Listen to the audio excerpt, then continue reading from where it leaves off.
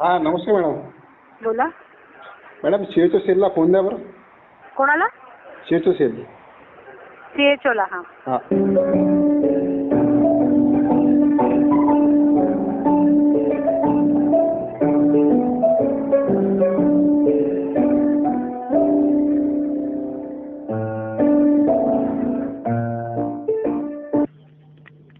Hello. हा नमस्कार madam. हा बोला. नमस्ते. मॅडम मला सीएचओ बद्दल थोडं विचारायचं होतं यवतमाळ जिल्ह्याबद्दल. हा. मॅडम अजूनपर्यंत यवतमाळ जिल्ह्याची प्रोसेस काहीच पूर्ण नाही झाली आणि ऑर्डर पण आले नाही अजून सीएचओ साठी. का बरं? हो. आपण कोण बोलताय? मी यवतमाळहून बोलतो मॅडम, निखिल गेडेकर. हा. काय म्हणून आहात? म्हणजे तुम्ही हे केलेलं आहे का अप्लाय वगैरे? हा हा मी केलं, एक्झाम दिली आहे, सगळं झालं आहे.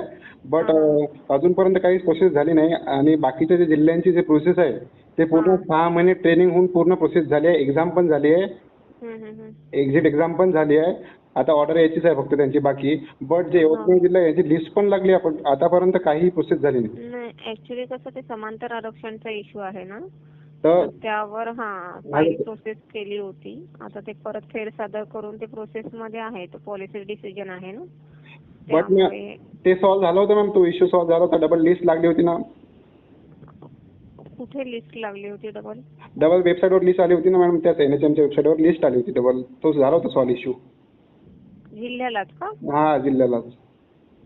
नाही, कारण इकडे कसं तुमचंच नाही, अजून पण काही जिल्हे आहे आणि सगळ्याच ह्याचं वेटिंग लिस्ट वाले आणि समांतर आरक्षणचा जो इश्यू आहे, रायगड आहे, यवतमाळ, वाशिम वगैरे, ह्या सर्वांचा इश्यू आहे तो. तर तिकडनं हे केली आहे प्रोसिजर. त्याप्रमाणे अजून पण ते फायनल अप्रुव्हल नाही मिळाले, अजून ते प्रोसेस मध्ये आहे.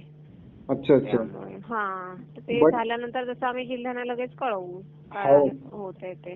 बट मॅम ते जेव्हा आपण अप्लिकेशन केलं होतं ना, त्यामध्ये असं म्हटलं होतं की जे आपण अप्लिकेशन करतो तेव्हा ते एक्झाम पासून तर 1 वर्षापर्यंतच आपलं व्हॅलिड राहील बाय जे काही आहे ते. ओके. तर मग त्याचं कसं मॅम? आता ते काय येतंय फायनल डिसिजन त्याच्यावर आहे. ते मी पण नाही काय सांगू शकत त्यावर काय येईल ते. असं म्हणजे 1 वर्षाचं वगैरे ऍड मध्ये टाकलं होतं, पण आता हे समांतर आरक्षणच्या इश्यूमुळे वगैरे आता म्हणजे आम्ही तरी पॉझिटिव्हच फाईल केली आहे पुटअप. अच्छा. बघूया आपण काय होतंय ते. बट मॅम प्रोसेस का बरं लांबली आहे मग, याचं कारण? नाही, आता कसं प्रत्येक ती परत फेरसादर सांगितली, डिस्कशनला गेली आहे, एक त्यावर सुरू आहे काय, त्यामुळे.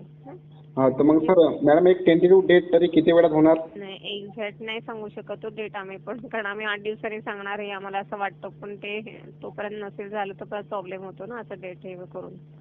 तुम्ही बघा 1-2 दिवसांनी वगैरे कॉल करून बघा परत. ठीक आहे. ठीक आहे. ठीक आहे. ओके.